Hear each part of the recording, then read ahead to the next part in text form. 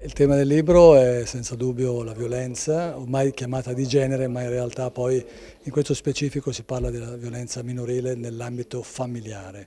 Come ben sappiamo è il luogo dove invece di essere capanna, di essere castello, diventa una grotta, diventa a volte un tugurio, diventa una cosa terribile. Questo proprio tra genitori, figli, questo è un problema. La maggior parte di questi casi avvengono proprio tra consanguinei.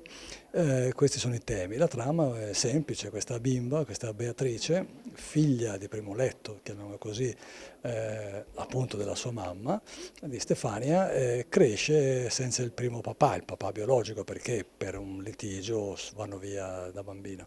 E lei casualmente, il caso non esiste, sappiamo, incrocia Gregorio che in un primo momento è amabilissimo, meraviglioso, la fa sentire donna, perché chiaramente queste sono anche le esigenze, i bisogni, in realtà si scoprirà il famoso orco, no? Che ormai viene usato a sproposito certe volte, perché in un susseguirsi di situazioni anche forti, crude, scopriremo che in realtà diventerà il suo carnefice. All'interno del romanzo si sviluppa, è un noir, si sviluppa, qualcuno lo ha scritto ed è vero, è stato scritto appunto come sceneggiatura, in realtà ha proprio dei quadri, no? Non lascia allo spettatore grande spazio, non per l'immaginazione, ma proprio per sentirsi al di fuori, è al di dentro, proprio nella storia. Io lo racconto spesso, un giornalista che ha ricevuto il romanzo ha letto per 2 giorni di seguito perché dice, non riuscivo a smettere. Al suo interno ci sono tantissime cose, non è soltanto la violenza sui bambini, ma c'è dentro lo strozzinaggio, c'è tanta violenza, ma altresì c'è tanto amore.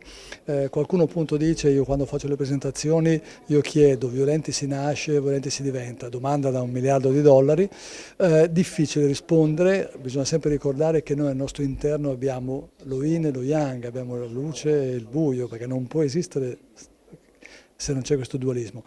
È una scelta, io dico sempre, a volte si sceglie, a volte sono scelte obbligate, senza dubbio se tu non hai soldi per mangiare, soldi per vivere, la violenza scaturisce anche magari per bisogno, ma io dico spesso e volentieri che in realtà è una scelta culturale, veramente dobbiamo ricordarci che nell'81 in Italia viene tolto dal codice civile, dal codice penale, scusate, il delitto d'onore.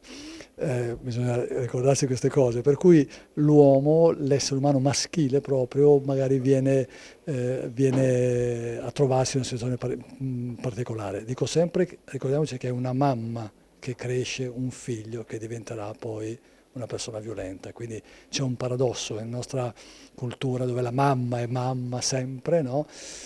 Non lo so, lascio a chi leggerà il libro poi ogni tipo di risposta, di soluzione.